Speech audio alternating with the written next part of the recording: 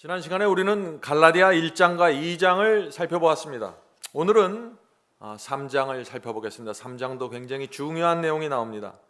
오늘날 기독교회를 지배하고 있는 아주 위험한 사상이 있습니다. 그것이 무엇일까요? 그것은 주님을 믿고 내가 열심히 교회 다니면 내가 어떻게 살더라도 예수의 피와 은혜가 항상 구원을 보장해 준다는 생각입니다. 착각이죠. 성경은 한 번도 그런 생각을 동의한 적이 없습니다. 유다서 1장 5절을 보겠습니다. 유다서 1장 5절입니다. 너희가 본래 범사를 알았으나 내가 너희로 다시 생각나게 하고자 하노라. 주께서 백성을 애굽에서 구원하여 내시고 후에 믿지 아니하는 자들을 멸하셨으며. 얼마나 분명합니까? 성경은 우리에게 경고하고 있는 것입니다. 성도 여러분, 하나님께서 믿음으로 애굽을 떠난 이 이스라엘 백성을 구원하셨습니다. 광야를 지나면서 믿음을 잃어버렸던 자들은 그러나 모두 멸망당했던 것입니다. 그들은 유월절에 피로 구원을 받고 홍해를 건너는 기적을 경험했습니다. 그러나 광야에서 믿음을 잃어버렸다는 것입니다. 그래서 멸망당했다는 것입니다. 성도 여러분, 이스라엘 백성은 광야 40년 동안 늘 하나님을 믿는다고 고백했습니다. 그들은 양을 열심히 잡았고 예배를 열심히 드렸습니다. 아침마다 하나님께서 주시는 만나를 나가서 받았습니다. 그런데 광야에서 멸망당했다고 지금 유다서는 말하고 있는 것입니다. 왜 그럴까요? 그 믿음이, 그들이 말한 그 믿음이 순종까지 나가질 못하는 것입니다. 여기에 문제가 있는 것입니다. 성도 여러분, 한 번 믿음으로 구원받았다고 할지라도 계속해서 믿고 순종하지 않으면, 전진하지 않으면 멸망당하는 것입니다. 사탄이 가만히 내버려 두질 않는 것입니다. 그것이 구약 성경에 나타난 이스라엘의 역사가 아닙니까? 오늘 우리가 갈라디아서를 공부하면서 정말 구원이 무엇인지, 믿음이 무엇인지, 율법이 무엇인지 우리가 좀 살펴보려고 하는 것입니다. 자, 지난 시간에 바울이 갈라디아서를 기록한 이유가 무엇이라고 했습니까? 이 유대파 그리스도인들이 이 갈라디아 교회 안에 들어와서 문제를 일으키는 것이죠. 다른 복음을 전했습니다. 다른 복음이 무엇인가요? 예수님과 제자들이 전한 그 복음, 그 원래의 복음 아니면 다 다른 복음입니다. 그래서 다른 복음을 전하면 반드시 하나님의 저주가 임한다 그랬습니다. 심지어 천사들이 나타나서 복음을 전하는데 그들이 다른 복음을 전하면 하나님께서 그들을 용서치 않겠다는 것입니다. 다른 복음은 무서운 것입니다. 그런데 이 유대파 그리스도인들이 다른 복음을 전했던 것입니다.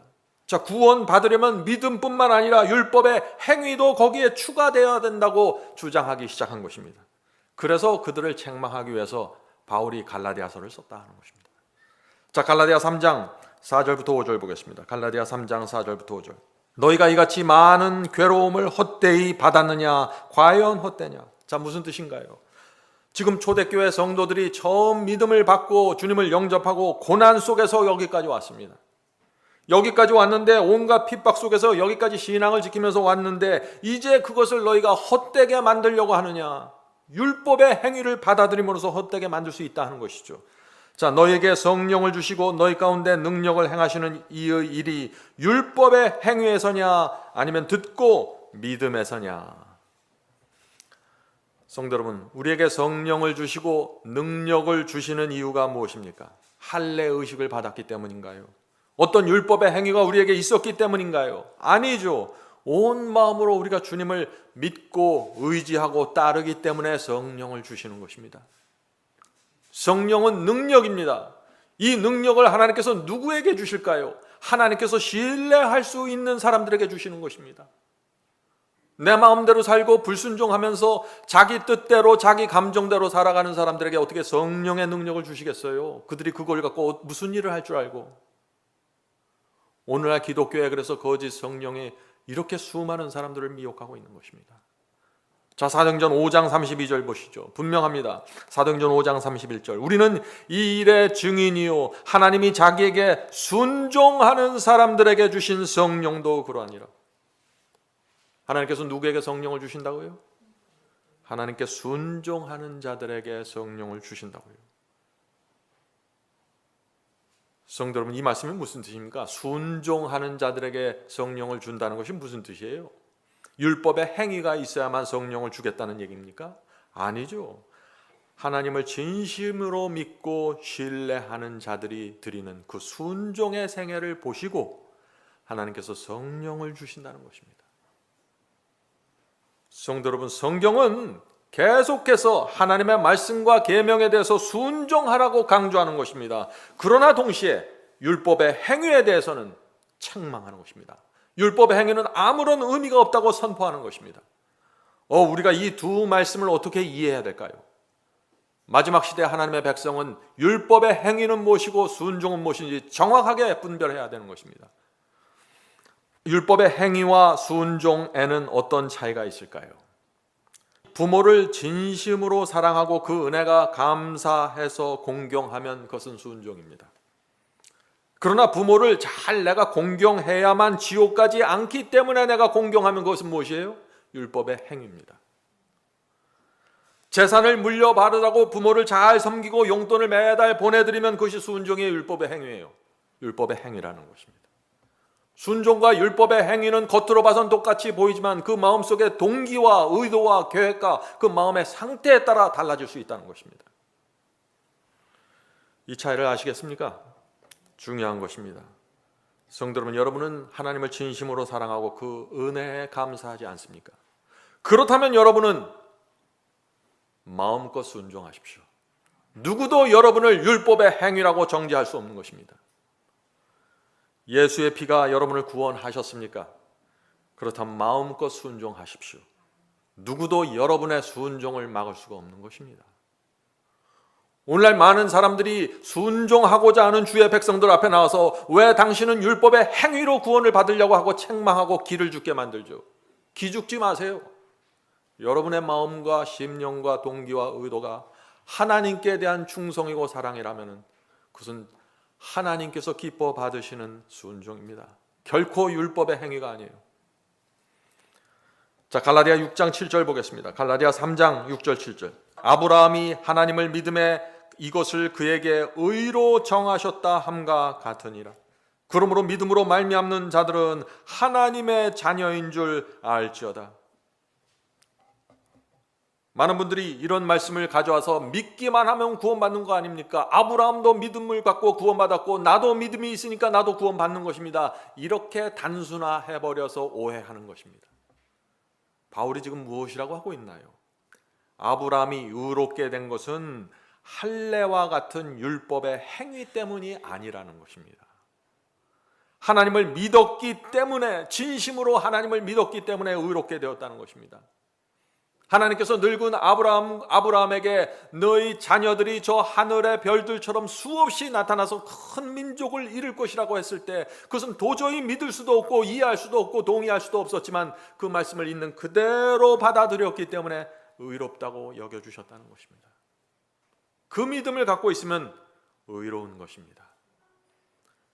자, 바울은 이 사실을 로마서에서 분명하게 말씀했죠. 로마서 4장 10절부터 11절입니다. 로마서 4장 10절부터 11절. 대저 우리가 말하기를 아브라함에게는 그 믿음을 의로 여기셨다 하노라. 그런즉 이를 어떻게 여기셨느냐?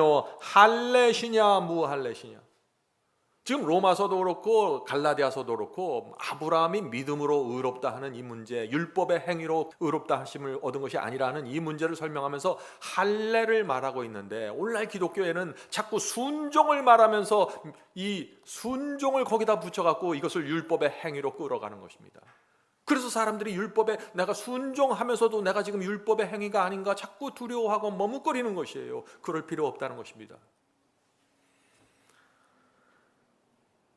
로마서 4장의 이 말씀이 무슨 뜻인가요? 하나님께서 아브라함의 믿음을 보면서 의롭다고 하셨는데 그때가 언제라는 것이에요?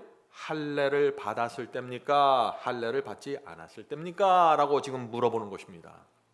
계속해서 읽어보죠. 할례시가 아니라 무할례시라. 아브라함이 할례를 받지 않았을 때 의롭다 하심을 받았다는 것입니다. 할례 때문에 의롭다함을 받았던 것이 아니라라고 지금 바울이 유대파 그리스도인들에게 계속해서 호소하는 것입니다.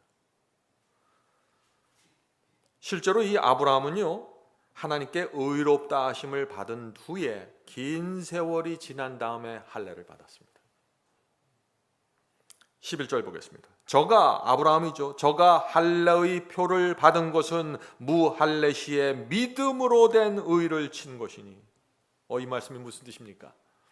아브라함은 믿음으로 의롭다 하심을 받았고 오랜 시간이 지난 후에 그 믿음을 확증하는 표로 할례를 받았다는 것입니다. 할례는 형식이라는 것입니다. 할례는 율법의 행위라는 것이에요. 아브라함이 하나님께로부터 의롭다 하심을 받은 것은 창세기 15장입니다. 그리고 할례는 창세기 17장에 나오는 것입니다. 그 이 15장과 17장의 사이의 기간이 몇 년이에요? 14년입니다. 그러나 유대파 그리스도인들에게 있어서 이 할례는 무엇이었나요? 그들은 이렇게 생각하는 것입니다. 할례는 하나님께 택함받은 표이고 의롭다는 표이고 구원의 표가 된 것입니다. 그래서 오해에 빠진 것입니다. 성도 여러분, 이 문제는 제가 바이블 칼리지 로마서 강의에서 자세하게 다뤘습니다. 여러분들 로마서 강의를 반드시 들으셔야 됩니다. 그렇지 않으면 오늘날 기독교의 편만에 있는 이 율법과 믿음과 의롭다 하심에 대한 오해에서 빠져나올 수가 없는 것입니다. 바울은 이 유대인들의 이 문제를 너무나 잘 알고 있었기 때문에, 자기도 과거에 그렇게 살았기 때문에 구원은 할례에서 나오는 것이 아니라 하나님께 대한 온전한 믿음에서 나오는 것이라고 선포하는 것입니다. 자, 갈라디아 3장 8절로 넘어가겠습니다. 오늘 저 갈라디아 3장을 한 절 한 절 읽으면서 설명합니다. 갈라디아 3장 8절. 또 하나님이 이방인을 믿음으로 말미암아 의로 정하실 것을 성경이 미리 알고. 자, 무슨 뜻일까요? 하나님께서는 오래전부터 이미 이방인들에게 복음을 전하실 것을 미리 아셨다는 것입니다. 미리 계획하셨다는 것입니다. 복음은 믿음으로 말미암는 의에 대한 진리는 유대인들 속에만 머물러 있을 수 없는 것입니다. 계속해서 읽어보죠. 먼저 아브라함에게 복음을 전하되 모든 이방인이 너를 인하여 복을 받으리라 하였으니. 지금 바울이 뭘 얘기하는 것이에요? 아브라함을 통해서 모든 이방인이 복을 받겠다고 말하는 것입니다. 복음은 유대인들만을 위한 것이 아니라는 것이에요. 이방인 전체, 온 세상 전체로 퍼져나가는 것입니다. 그러기 위해서 먼저 아브라함을 택했다는 것이고 그를 믿음으로 의롭게 하시는 것입니다. 자, 하나님께서 아브라함에게 복음을 주신 이유 무엇이에요? 할례를 받지 않은 아브라함을 의롭다고 하셔서 할례를 받지 않는 온 이방 세상 이방인들도 희망을 갖고 소망을 갖고 믿음으로 의롭고 믿음으로 구원받게 할 수 있는 길을 열어놓으셨다는 것입니다. 성도 여러분, 창세기 15장에서 하나님께서 아브라함을 의롭다고 하셨을 때 이미 하나님의 마음속에서는 장차 하나님을 믿는 온 세상 사람들을 바라보셨던 것입니다.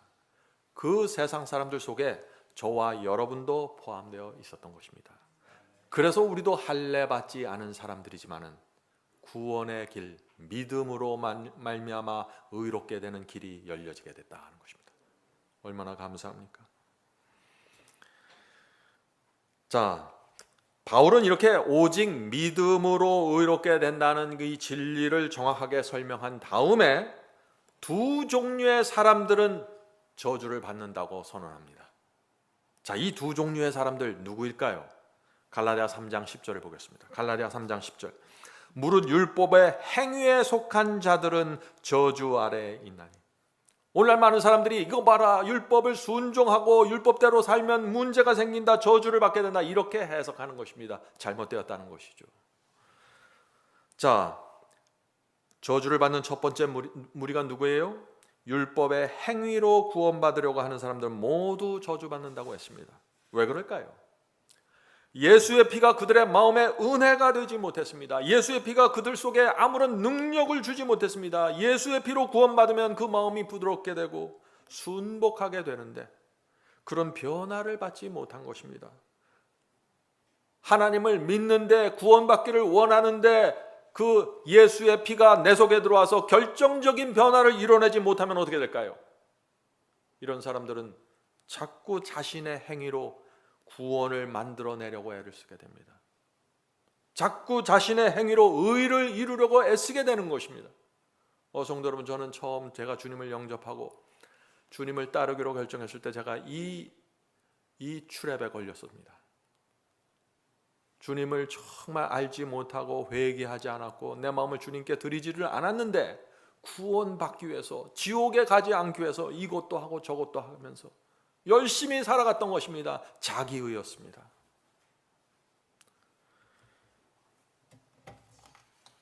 바울은 그런 사람들은 결국 율법의 저주 아래 놓인다고 하는 것입니다. 왜 그럴까요?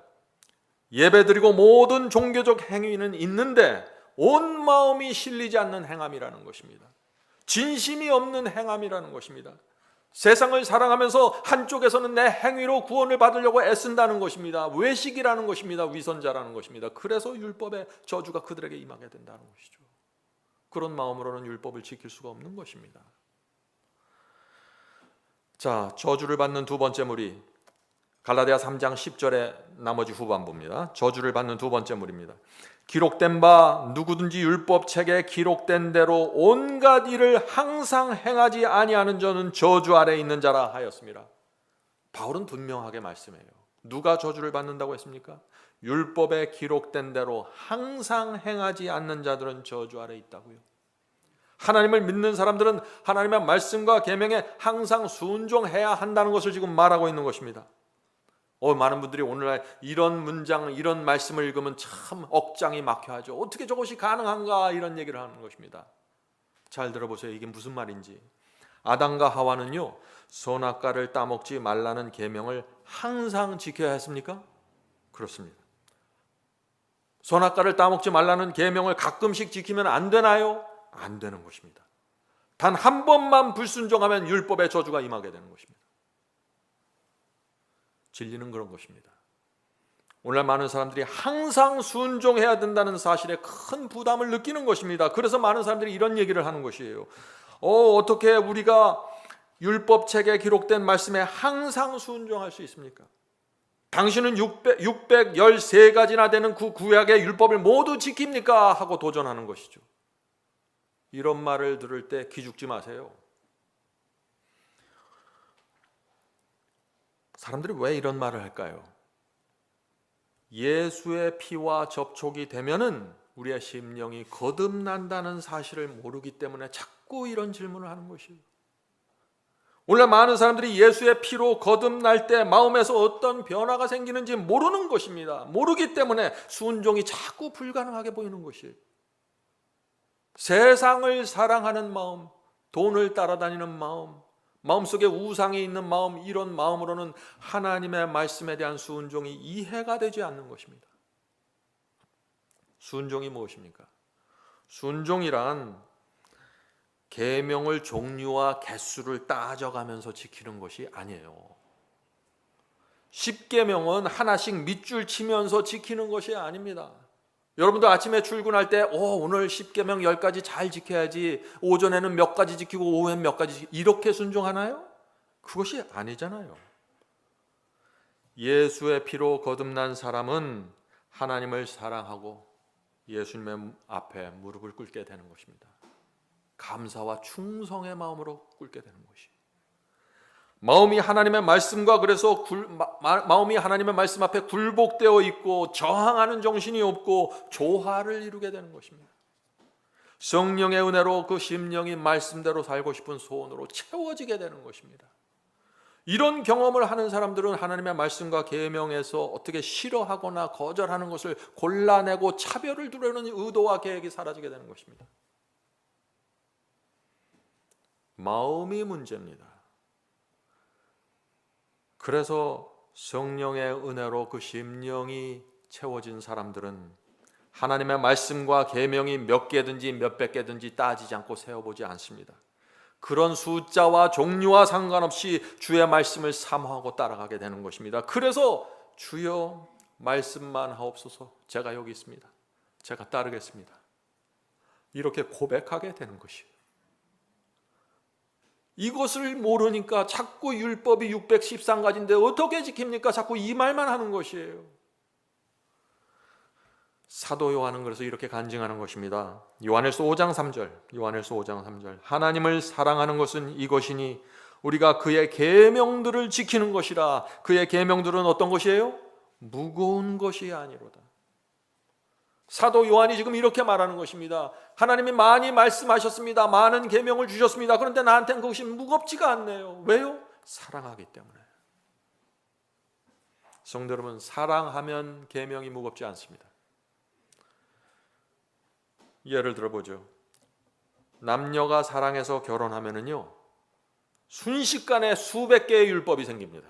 여러분들 그 사실 아세요? 결혼하면 그때부터 다른 남자와 다른 여자에게는 눈길도 주지 말아야 돼요. 집을 사거나 물건을 할 때 항상 두 사람이 동의해야 됩니다. 나보다는 저 사람이 좋아하는 게 어떤 집일까, 어떤 가구일까 생각해야 되는 것이에요. 율법이에요. 두 사람 모두 재정이 항상 투명해야 되는 것입니다. 까다로운 법이에요. 이 세상에 이것보다 더 까다로운 율법이 있을까요? 두 사람이 만나서 결혼할 때 생기는 이 율법 말이죠. 그런데 이 두 사람은 놀랍게도 전혀 불평하지 않아요. 지켜야 될 율법이 너무 많아서 힘들다고 불평하지 않는 것입니다. 왜 그럴까요? 결혼은 토탈 커밋먼트입니다. 결혼은 상대방을 위한 완전한 헌신입니다. 율법이 무겁다고 불평하는 것, 이런저런 제약이 있어서 우리 결혼은 참 불행하다, 이렇게 말하는 것은 정말 이상한 것입니다. 율법을 잘 지킬수록 오히려 두 사람의 신뢰와 감사와 사랑은 깊어지고 가는 것입니다. 성도 여러분, 예수님과 우리의 결혼도 마찬가지라는 것입니다. 신랑이신 예수께서 우리를 위하여 토탈 커밋먼트 하셨습니다. 완전한 헌신을 주셨어요. 하늘을 버리고 이 땅에 오셔서 놀림받고 조롱받으면서 결국 십자가에 올라가서 피를 쏟으셨습니다. 그것을 바라보는 신부의 마음에 무엇이 생겨야 될까요? 이것이 회개이고 거듭남이라는 것입니다. 이 마음이 들어와 버릴 때 성경에 있는 수많은 말씀과 계명 앞에서 자원하는 심령이 생기는 것입니다. 우리가 정말 예수의 피로 구원받았다면 우리는 신부의 마음으로 살아가야 된다는 것입니다. 신부의 마음에 어떤 변화가 있습니까? 신랑 예수를 위한 토탈 커밋먼트입니다. 완전한 헌신이 있는 것입니다. 예수의 피로 구원받은 사람의 심령 속에는요, 이 말씀은 지키고 싶은데 저 말씀은 제가 동의가 안 됐네요. 미안합니다, 주님. 이렇게 할 수 없다는 것이에요. 그래서 예수의 피로 구원받고 그 하나님의 사랑을 품고 있는 사람들은 주의 말씀을 사랑하게 되고 충성하게 된다 하는 것입니다. 성도 여러분, 우리가 이것을 알아야 되는 것이에요. 예수의 피로 구원받은 사람에게는 놀라운 기적이 일어나는 것입니다. 어떤 기적입니까? 성령께서 새 마음을 주시는 것입니다. 전에는 세상을 보면 그렇게 좋았는데 이제는 관심이 없는 것입니다. 전에는 말씀에 관심이 없었는데 이제는 말씀밖에 없는 것입니다. 말씀이 내 인생의 모든 것이 되어버리는 것입니다. 그래서 바울이 누구든지 율법책에 기록된 대로 온갖 일을 항상 행하지 아니하는 자는 저주 아래 있는 자라고 말하고 있는 것이에요. 이것이 이상한 말인가요? 당연한 말이죠. 그리스도인 마음속에 이 경험이 없다면 어떻게 그게 그리스도인일 수가 있습니까? 성도 여러분, 그런데 문제가 있죠. 어떤 문제입니까? 새 마음을 받지 않은 사람들이 율법을 지키려고 도전하면 어떻게 될까요? 자꾸 실패하게 되는 것입니다.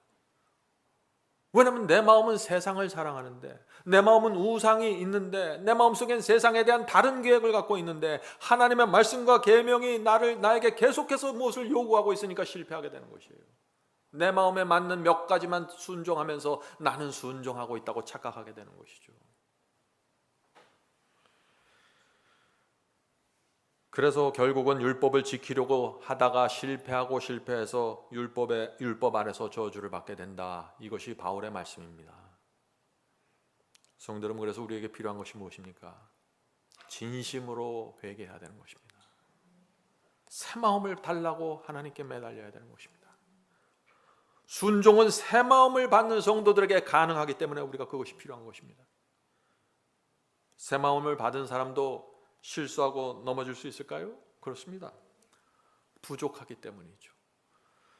그러나 이 새 마음을 받으면은 의도적으로 불순종하지 않습니다. 하나님의 뜻이 무엇인지 알면서 그 말씀과 계명을 거절하지 않게 되는 것입니다. 그럴 수가 없게 되는 것입니다. 성도 여러분, 새 마음을 받으셨는데 혹시 넘어지셨습니까? 좌절할 필요 없습니다. 다시 예수의 피를 붙잡고 일어서십시오. 회개하면 됩니다. 다시 전진하면 되는 것입니다. 새 마음을 받은 사람에게 가끔씩 사람과의 관계에 문제가 있을 수 있나요? 그럴 수 있습니다. 악한 감정, 부정적인 느낌이 올라오는 느낌을 받을 수 있습니다. 어떻게 해야 될까요? 그때 우리 마음이 편치가 않게 되죠. 성령께서 우리에게 말씀하십니다. 성령께서 우리 마음속에 그렇게 하지 말라고 호소하십니다. 그래서 이 거듭난 사람은 악하고 부정적인 감정을 계속해서 품고 있고 악한 감정, 나쁜 감정을 마음에 계속 쌓아갈 수 없는 것입니다. 내가 잘나고 내가 거룩하고 내가 경건하기 때문이 아니라 성령께서 내 속에서 호소해 주시기 때문입니다. 성령께서 우리에게 오셔서 그건 내려놓을래?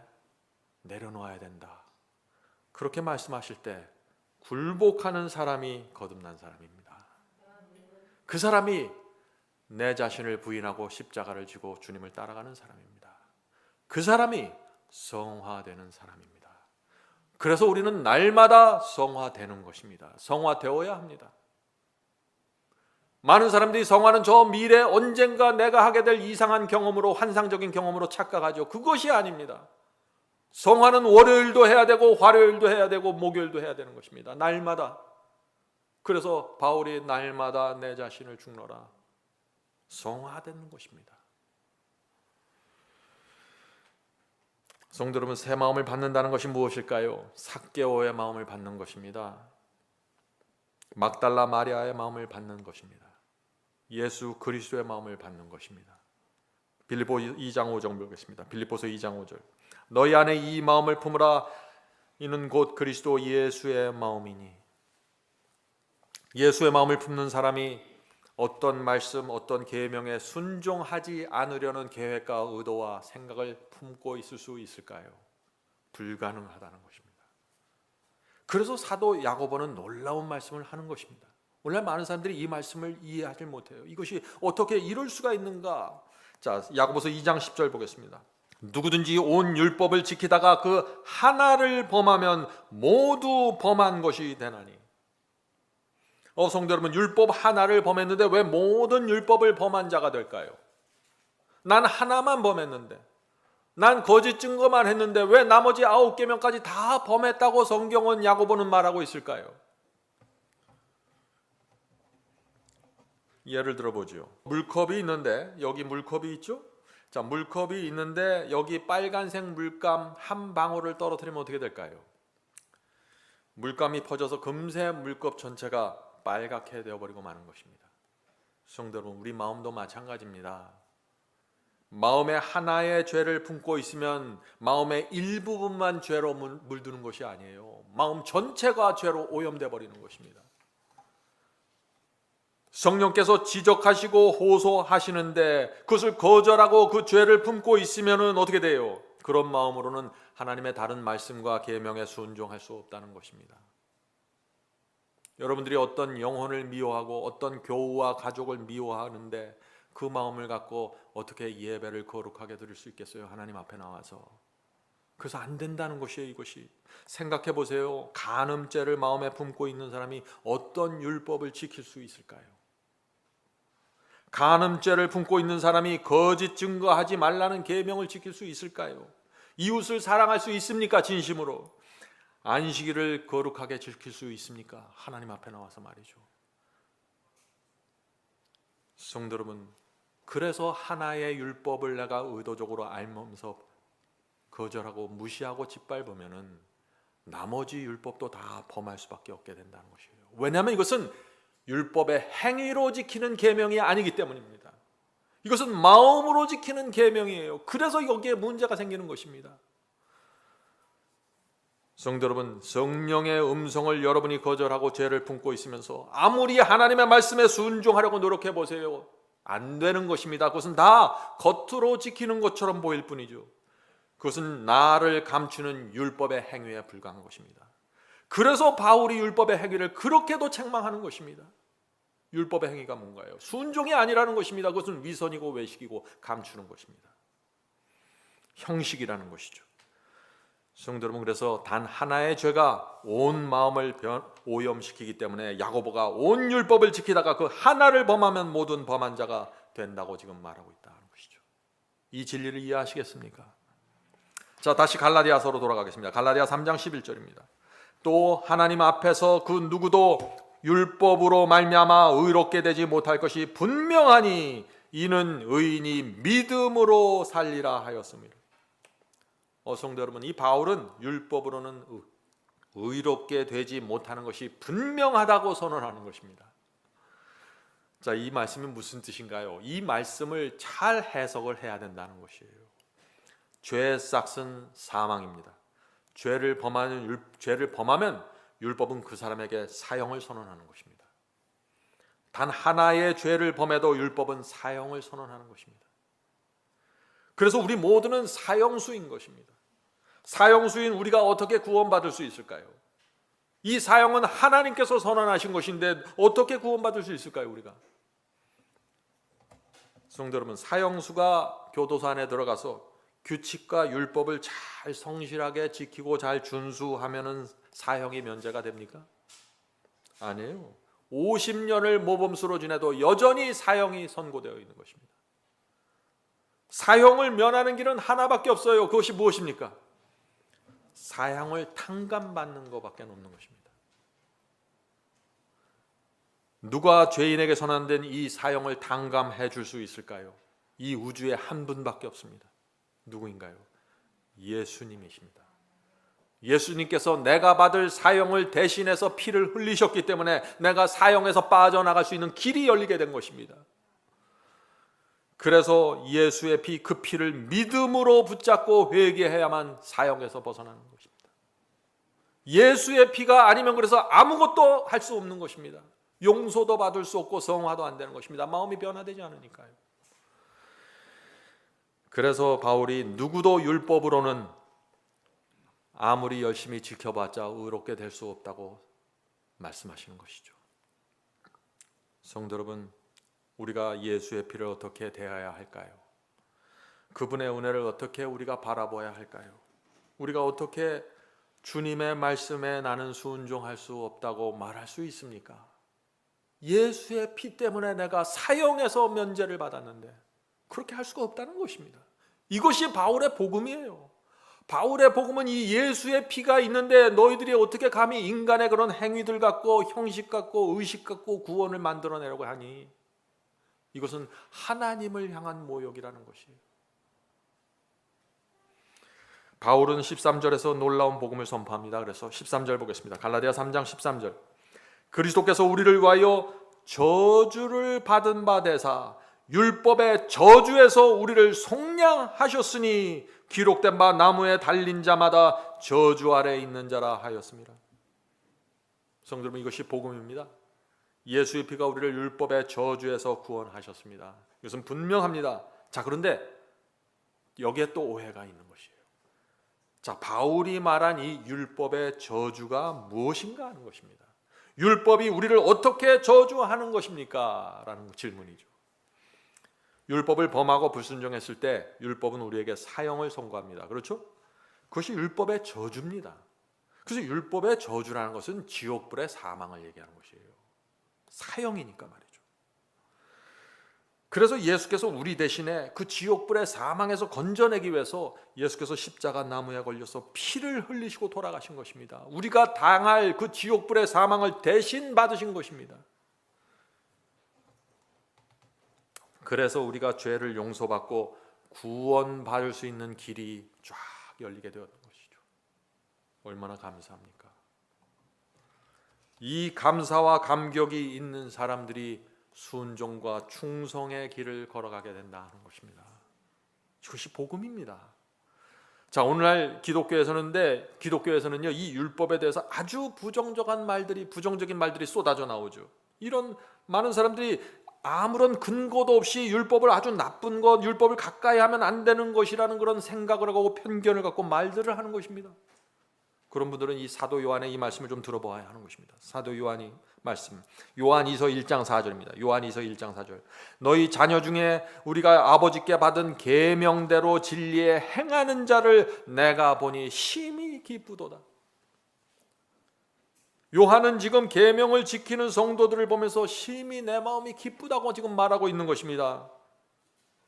자신이 전도한 영혼들이 하나님의 말씀에 충성스럽게 살아가는 모습을 보면서, 계명을 지키는 순종하는 모습을 보면서 큰 기쁨과 보람을 느낀다는 것입니다. 성도 여러분, 하나님의 계명은 나쁜 것이 아닙니다. 참 좋은 것입니다. 예수께서 이 계명에 대해서 놀라운 말씀을 그래서 하신 것입니다. 자, 보세요. 마태복음 19장 17절입니다. 마태복음 19장 17절. 예수께서 가라사대 내가 생명에 들어가려면 무엇을 지키라요? 계명들을 지키라. 오늘날 기독교에서 이런 말씀을 보면 그거 율법주의 아닙니까? 이런 얘기를 하죠. 아니에요. 이건 예수 그리스도의 말씀이에요. 성도 여러분, 하나님께서 계명을 주신 이유가 무엇입니까? 생명에 들어가기 위해서, 인도하기 위해서 주신 것이라는 것이에요. 아담과 하와에게 선악과를 따먹지 말라는 계명을 주신 이유가 무엇입니까? 그들을 멸망시키려고요? 아니요. 아담과 하와에게 영원한 생명을 계속해서 보존해 주기 위해서. 다른 것은 다 너희들의 마음대로 먹어도 이것만은 따먹지 말아다오 호소하고 간구하는, 부탁하는 것이죠. 순종하는 한 아담과 하와에게 영생은 보장되어 있었던 것입니다. 그런데 그들이 계명에 불순종하자 어떻게 되었나요? 사망이 들어왔습니다. 그래서 바울이 이런 말씀을 하는 것입니다. 자, 이 말씀 중요한 말씀입니다. 로마서 7장 10절입니다. 로마서 7장 10절. 생명에 이르게 할 그 계명이 내게 대하여 도리어 사망이 이르게 하는 것이 되었도다. 무슨 뜻인가요? 어떤 사람에게는 이 계명이 생명에 이르게 하는 것인데 어떤 사람에게는 도리어 사망이 된다는 것이에요.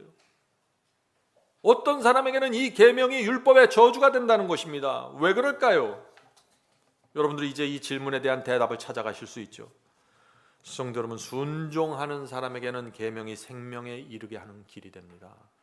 그러나 불순종하는 사람에게는 계명이 사망에 이르게 됩니다. 왜 그럴까요? 내가 계명 앞에서 성령의 음성을 계속 듣고 있고 성령의 호소를 계속 듣고 있는데 내가 하나님의 계명과 말씀과 그 율법을 거절하고 무시하고 내 뜻대로 내가 원하는 대로 살아가기 때문이죠. 그럴 때 이 계명은 나에게 저주가 되고 나에게 사망을 선고한다는 것입니다. 무엇이 잘못됐습니까? 이 복음이 정확한 복음이죠.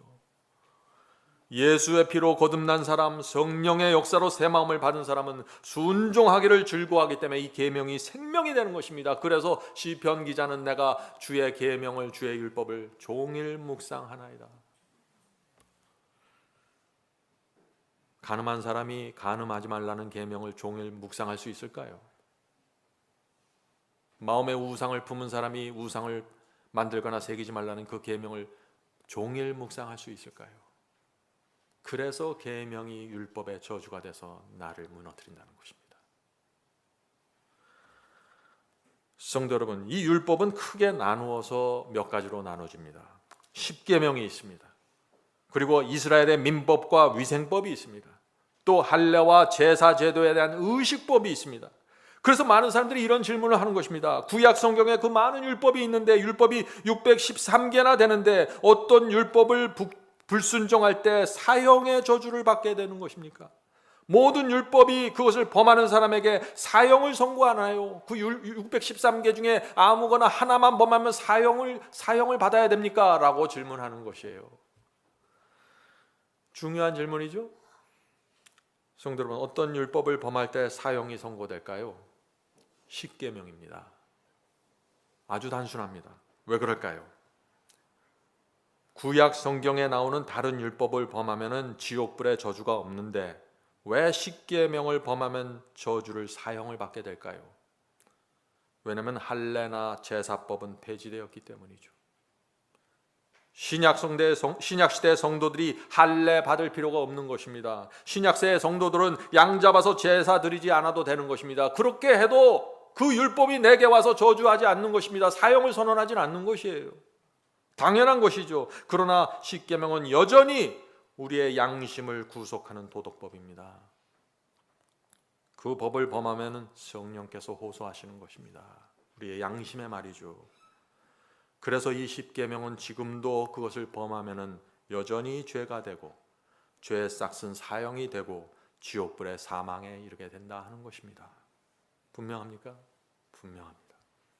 많은 사람들이 이 율법에 대한 아주 무겁고 잘못된 오해를 갖게 된 이유가 무엇일까요? 배지된 율법과 배지되지 않은 율법을 혼돈하고 있는 것입니다. 자, 이제 바울의 말씀을 다시 보죠. 갈라디아 3장 13절 다시 읽겠습니다. 그리스도께서 우리를 위하여 저주를 받은 바 되사 율법의 저주에서 우리를 속량하셨으니. 자, 그리스도께서 어떤 율법의 저주에서 그러면 우리를 속량하신 것입니까? 제사법을 범한 사람들의 그 죄에서 우리를 속량했나요? 할례를 받지 않은 사람들의 그 죄에서 속량한 것입니까? 아니죠. 그런 법들은 다 폐지되고 소용이 없게 되었습니다.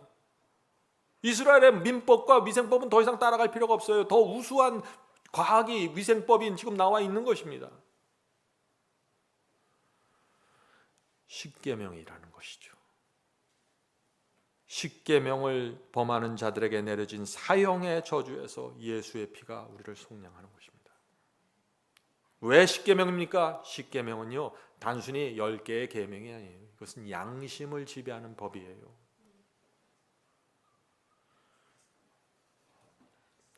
자, 이렇게 말하면 어떤 분들이 이런 질문을 하죠. 그러면 계명 10개만 잘 지키면 구원입니까? 그거 어렵지 않네요. 아직 이런 질문을 하는 분들은 아직 하나님의 계명을 모르는 것입니다.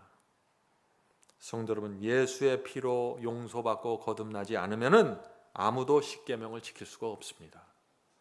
왜 그럴까요? 왜냐하면 이 십계명은 우리의 몸으로 지키는 계명이 아니에요. 이것은 율법의 행위가 아니에요. 이 십계명은 몸과 마음이 함께 지키는 계명입니다.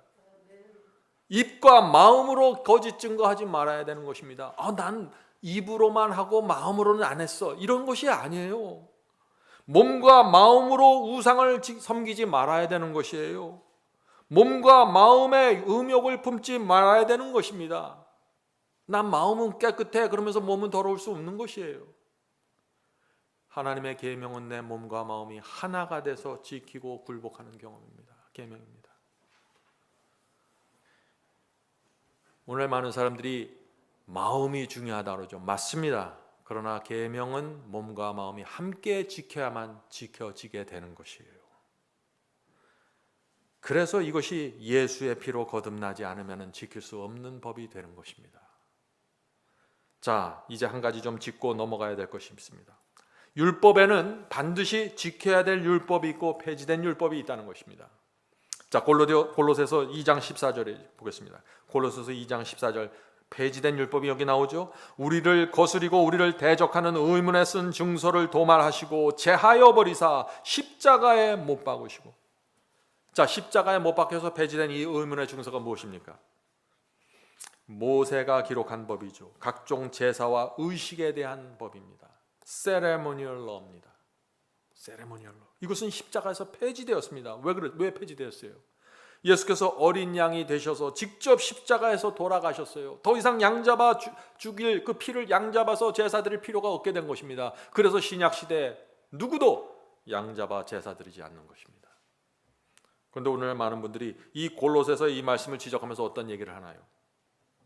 구약 시대 모든 율법이 십자가에서 폐지됐습니다. 더 이상 우리는 십계명도 지킬 필요가 없는 것입니다. 더 이상 율법에 매일 필요가 없습니다. 이렇게 말하는 것이에요. 큰 오해죠. 폐지된 율법이 있고 폐지되지 않은 율법이 있다는 사실을 모르는 것입니다. 자, 폐지되지 않은 율법이 무엇인가요? 십계명입니다. 우상을 섬기지 말라는 계명이 폐지될 이유가 없습니다. 그거 폐지되면 큰일 나요. 우상을 섬기면서 하늘 갈 수 있는 길이 열려버리게 되는 것입니다. 거짓 증거하지 말라는 계명이 폐지될 이유가 없는 것이죠. 오히려 십자가에 그 마음이 감동된 사람들은 이 율법 십계명을 더 철저하게 지키게 되는 것입니다. 그래서 바울이 분명하게 폐할 수 없는 법에 대해서 분명하게 말하는 것이에요. 자, 로마서 3장 31절입니다. 로마서 3장 31절. 그런즉 우리가 믿음으로 말미암아 율법을 폐하느뇨 그럴 수 없느니라. 도리어 율법을 굳게 세우느니라. 성도 여러분, 이 바울이 폐할 수 없다고 한 이 법이 어떤 법인가요? 십계명이라는 것입니다. 양잡아 제사 드리는 의식법이 아니라는 것이에요. 그래서 믿음이 있는 성도는 하나님의 도덕법 이 십계명을 몸과 마음으로 굳게 세우면서 살아간다는 것입니다. 그것이 좁은 길을 걷는 신앙입니다. 성도 여러분, 오늘 우리가 나누는 말씀을 여러분의 마음에 깊이 새겨 두셔야 됩니다. 그렇지 않으면 계속해서 다른 복음이 들어올 때마다 흔들리게 될 것입니다. 성도 여러분, 잊지 마세요. 바울이 말하는 믿음은 십계명을 지키지 않는 믿음이 아니에요. 자, 이제 바울의 복음에서 큰 오해를 불러일으키는 또 하나의 말씀을 살펴보겠습니다. 갈라디아 3장 23절입니다. 갈라디아 3장 23절. 믿음이 오기 전에 우리가 율법 아래 매인바 되고 계시될 믿음의 때까지 갇혔느니라. 많은 분들이 이 말씀을 보면서 어떻게 말합니까? 이제 예수를 믿는 믿음이 왔기 때문에 내가 더 이상 율법 아래 갇혀 있을 필요가 없다. 해방되었다. 더 이상 율법을 지킬 필요가 없다. 이렇게 생각을 하죠. 아니라는 것입니다. 믿음이 생기기 전에는 율법을 지켜야 하지만 믿음이 생기고 내가 거듭나면 더 이상 율법을 지킬 필요가 없는 것입니까? 그것이 아니잖아요. 믿음이 생기면은 거짓말해도 되고 우상 숭배해도 되는 것입니까? 그것이 아니잖아요. 그런데 놀라운 것은 오늘날 수많은 사람들이 그렇게 생각한다는 것입니다. 믿음이 오니까 더 이상 율법 계명은 필요 없다고 말이죠. 성도 여러분, 바울은 이 자신의 경험을 통해서 이 로마서와 갈라디아서를 기록하고 있는 것입니다. 자신이 과거에 바리새인이었을 때 율법의 행위로 구원을 얻으려고 하다가 처참하게 실패하고 좌절했던 자신의 경험을 돌아보면서 너희들은 그렇게 하면 안 된다고 호소하는 것이죠. 지금 바울이 예수님을 만나기 전에는 율법 아래 매여서 살았습니다. 율법의 행위 조목조목 따지면서 지켜서 구원받으려고 하다가 참담하게 실패했죠.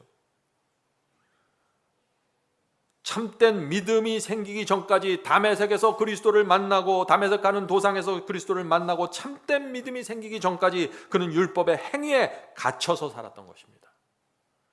그런데 예수님을 만나게 되었습니다. 십자가의 피로 구원받게 되었습니다. 하나님께서 자기의 죄를 용서해 주셨습니다. 하나님께 대한 온 마음의 믿음이 생겼습니다. 어떻게 되었습니까? 율법의 행위는 다 쓰레기처럼 버려버렸습니다. 새 마음을 받았기 때문이죠. 참된 순종과 헌신을 드릴 수 있게 된 것입니다. 믿음이 오면은 순종이 없어진다고요? 천만의 말씀이에요. 참된 믿음이 생겨버리면 더 굳건한 순종과 헌신이 드려지게 되는 것입니다. 갈라디아 3장 24절 25절 계속해서 읽겠습니다. 갈라디아 3장 24, 25절. 이같이 율법이 우리를 그리스도께로 인도하는 몽학 선생이 되어. 자, 몽학 선생, 율법이 몽학 선생이 되어. 율법이 우리를 그리스도께 인도하는 몽학 선생이라고 했습니다. 자, 몽학 선생이 뭔가요? 튜터입니다. 튜터. 그러니까 교사, 선생님이라는 뜻이에요. 몽학 선생은 선생님이에요. 죄를 범하면 율법이 선생님처럼 얘 이리 와, 너 틀렸잖니? 잘못해서 정죄하면서 너는 예수께 가서 사함을 받아야 돼.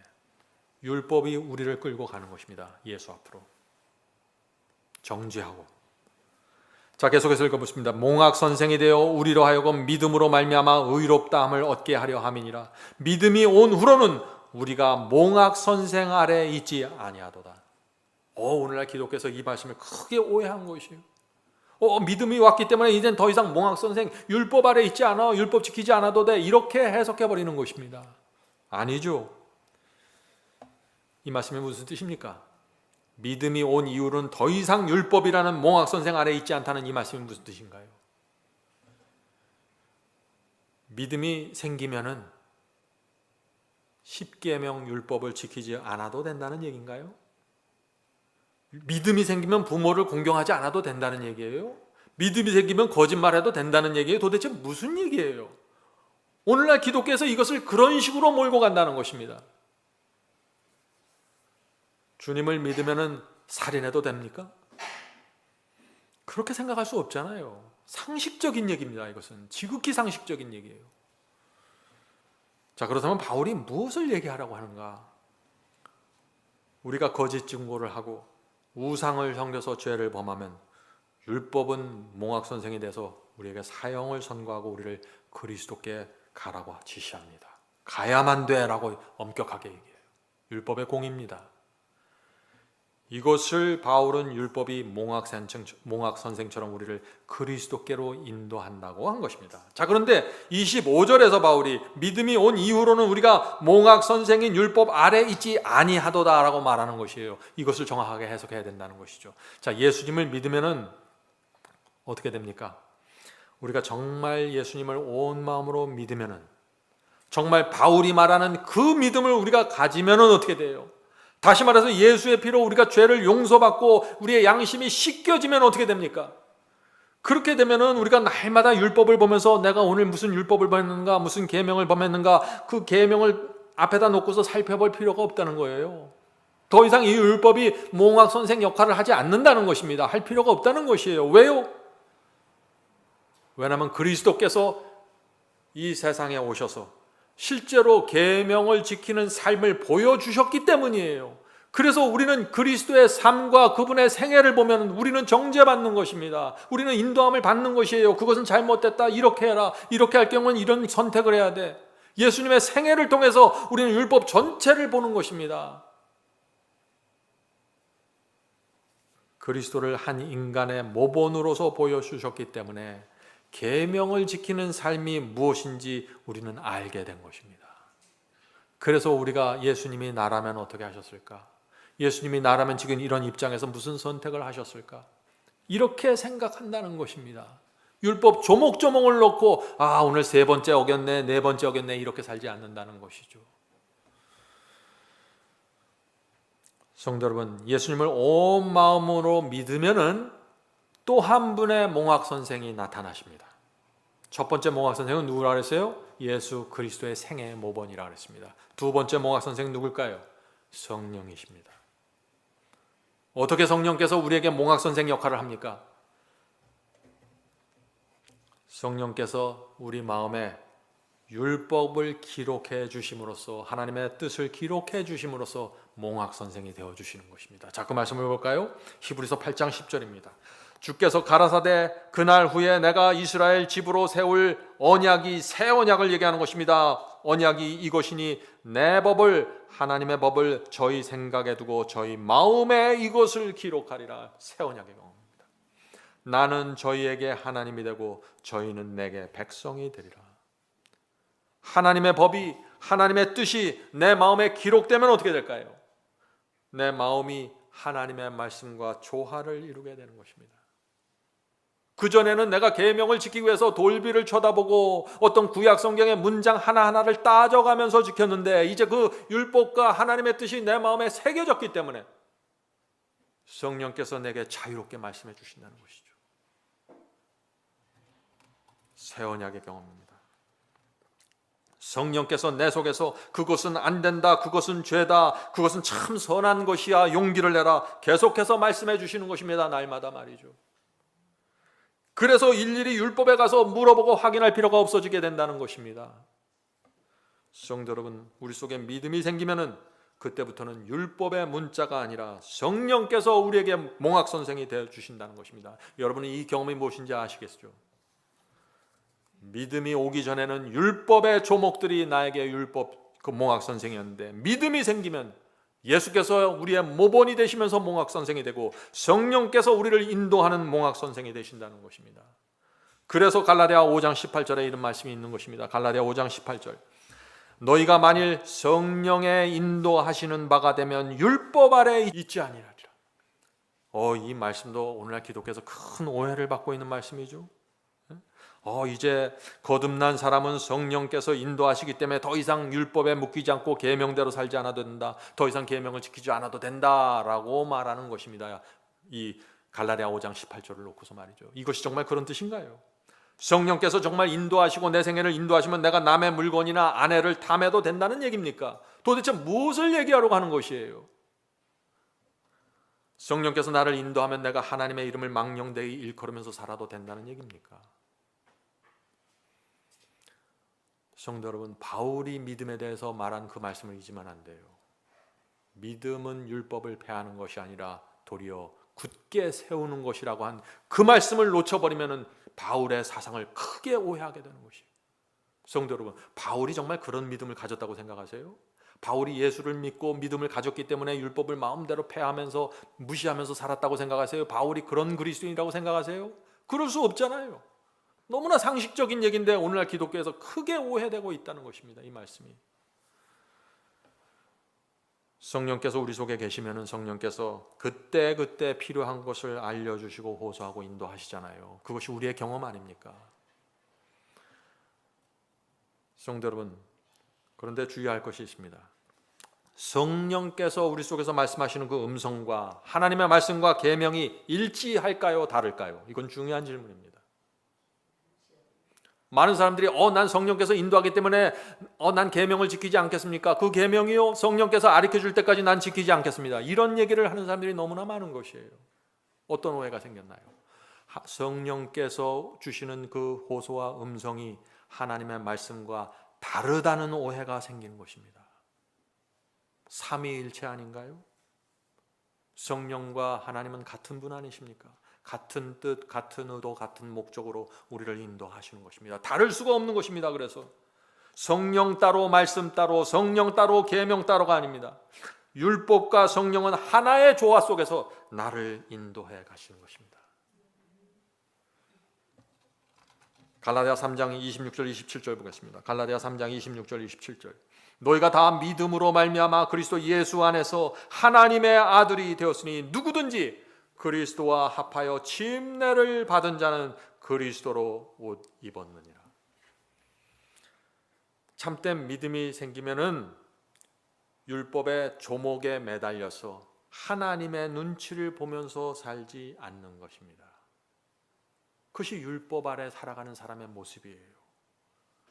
참된 믿음이 생기면은 하나님은 내 아버지십니다. 난 아버지의 영광을 위해서 살겠습니다. 아버지의 마음에 기쁨을 주는 것이라면 전 무엇이든지 하겠습니다. 하나님의 자녀로 충성스러운 삶을 살게 된다는 것입니다. 그래서 히브리서에서 믿음은 하나님을 기쁘게 하는 것이라고 말하고 있는 것입니다. 성도 여러분, 바울은 참된 믿음을 가지고 있으면은 너희들이 그리스도로 옷 입는다고 말했습니다. 자, 이 말씀이 무슨 뜻입니까? 그리스도로 옷 입는다는 말. 그리스도의 사상과 가르침이 내 마음에 입혀졌다는 것입니다. 어떤 사람들에게요? 예수의 피로 구원받은 사람들, 참된 믿음을 갖게 된 사람들, 그리스도와 같은 마음, 같은 뜻을 내가 갖게 되었다는 것입니다. 너희 속에 이 마음을 품으라. 이는 곧 그리스도 예수의 마음이니 그 마음을 품는 사람들이 그리스도로 옷 입는 사람들입니다. 그래서 예수께서 가시는 길을 나도 따라가길 원합니다. 이렇게 되는 것입니다. 성도 여러분, 이 갈라디아에서의 오해를 이제 내려놓으시길 바랍니다. 갈라디아서는 율법을 무시하고 믿음만 높이는 말씀이 아니라 오히려 율법을 어떻게 지킬 수 있는가를 지금 복음을 통해서 설명하고 있다는 것입니다. 자, 이제 말씀을 마치도록 하겠습니다. 성도 여러분, 하나님이 어떤 능력을 가진지를 알아야 되는 것입니다. 하나님이 어떤 분인지, 그래야 우리가 복음을 이해할 수 있는 것입니다. 하나님께서는 능력의 하나님이십니다. 자, 이 말씀을 보세요. 시편 33편 6절부터 9절입니다. 시편 33편 6절부터 9절. 여호와의 말씀으로 하늘이 지음이 되었으며, 자, 여호와의 말씀 한마디로 하늘이 지어졌다는 것입니다. 능력을 말하는 것이죠. 그 만상이 그 입기운으로 이루었도다. 저가 바닷물을 모아 무더기같이 쌓으시며. 성도 여러분, 이런 말씀을 읽으면 우리가 완전히 무릎 꿇고 엎어져야죠. 하나님 앞에 엎드려 있어야죠. 하나님은 엄청난 분이십니다. 하나님은 오대양의 바닷물을 모아서 무더기로 쌓아두실 수도 있는 분이라는 것이에요. 우주에 이런 신이 있습니까? 이런 엄청난 능력 말이죠. 우리가 믿는 하나님이 이런 분이라는 것이에요. 계속해서 보죠. 깊은 물을 곳간에 두시다가 온 땅은 여호와를 두려워하며 세계의 모든 거민은 그를 경외할지어다. 저가 말씀하심에 이루어졌으며 명하심에 견고히 섰도다.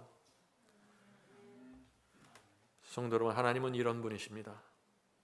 하나님께서 말씀으로 만물을 창조하셨습니다. 말씀하셨을 때 하늘과 땅과 바다가 생겼습니다. 그런데 우리가 그 하나님의 말씀을 붙잡고 사는 것입니다. 지금 그 하나님의 말씀을 말이죠. 그 하나님의 말씀을 내가 붙잡았으면은, 그 말씀을 믿고 내가 순종하고 붙잡고 있으면은 내 마음속에 어떻게 될까요? 기쁨 충만, 감사 충만, 은혜 충만입니다. 두려울 것이 아무것도 없는 것입니다. 우리 인생 속에. 성도 여러분, 여러분이 하나님의 사랑과 그 능력을 정말 붙잡고 있으면 여러분의 인생 속에 있었던 좌절과 실패와 열등감으로부터 벗어나셔야 되는 것이에요. 당당하게 사셔야 되는 것이에요. 우주에서 가장 높으신 하나님의 능력과 사랑을 내가 붙잡고 있기 때문에 그런 것입니다. 우리가 잘나서 당당한 것이 아니에요. 우리가 하나님의 말씀, 그 말씀을 붙잡고 있기 때문에 우리가 두려울 것이 없고 피할 것이 없고 숨길 것이 없게 살아가는 것입니다.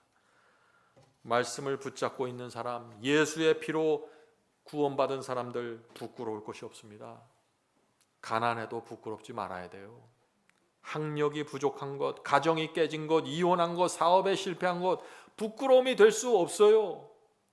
우주에서 가장 소중한 것을 내가 붙잡고 있는데 무엇을 부끄럽게 생각할 거예요? 그것을 부끄럽게 생각하는 사람들은 하나님의 말씀 밖에 있는 사람들이죠. 율법의 저주 아래 있는 사람들이죠. 숨길 필요 없습니다. 실패와 좌절을 이제부터 당당하게 말하면서 사십시오. 왜냐하면 하나님께서 나의 이 좌절과 실패를 통해서 나를 낮추시고 겸손케 하시고 구원하셨기 때문입니다.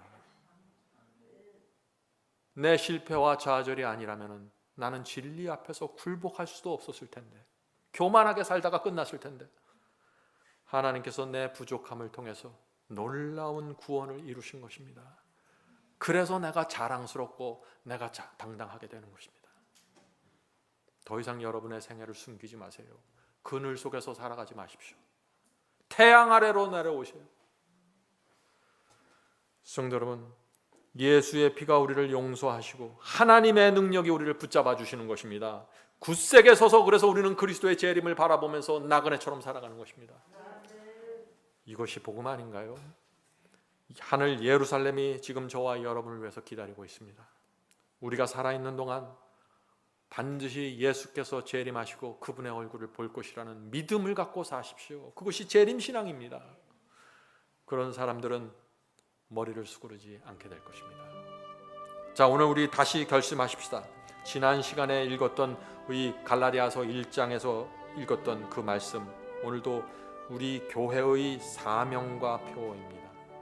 여러분들 이 말씀은 기억하시고 늘 마음에 새기시길 바랍니다. 자, 우리 교회의 사명과 표를 읽겠습니다. 우리는 예수의 피를 붙잡고 살 것입니다. 우리는 성령을 붙잡고 살 것입니다. 우리는 돈이나 명예에 사고 팔리지 않을 것입니다. 우리는 진리를 타협하지 않을 것입니다. 우리는 사탄의 미혹에 흔들리지 않을 것이며 뒤로 물러나지 않을 것입니다. 사탄이 공격할 때 굳세게 서서 어떤 희생이나 고난을 피하지 않을 것입니다.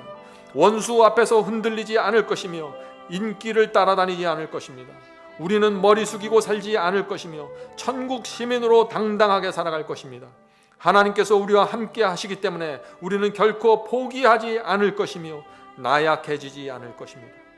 원수와 방해꾼들이 나타날지라도 성경의 복음을 끝까지 전할 것입니다. 우리는 쓰러질 때까지 헌신할 것이며 성령께서 확증해 주신 진리가 아니면 말하지 않을 것입니다. 우리는 좁은 길에 친구로 보내주신 형제 자매를 마음으로 섬길 것입니다. 우리는 주께서 오시는 날까지 전진할 것입니다. 우리는 마지막 여자의 남은 자손이라는 사명을 가슴에 품고 살아가게 될 것입니다. 주께서 이 땅에 오실 때 착하고 충성된 종아 잘하였도다라는 말씀을 듣는 것이 우리가 바라보는 유일한 영광입니다. 성령께서 저와 여러분을 날마다 이런 사명을 붙잡고 살게 인도해 주시길 간절히 바랍니다.